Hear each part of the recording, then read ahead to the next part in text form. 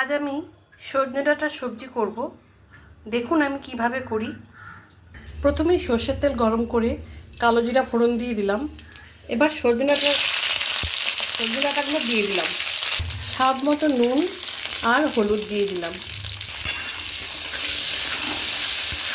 এদিকে আমি 2 চামচ তিল, 1 চামচ পোস্ত আর 3-4টে কাঁচা লঙ্কা নিয়ে নিয়েছি। এগুলো সব একসঙ্গে বেটে নেব।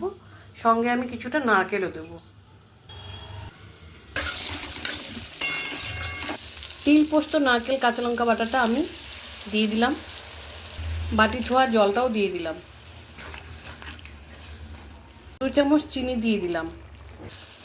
এই পর্যায়ে আমি গ্যাসটা নিভিয়ে দিলাম। এখন আমি নামিয়ে নেব এটাকে।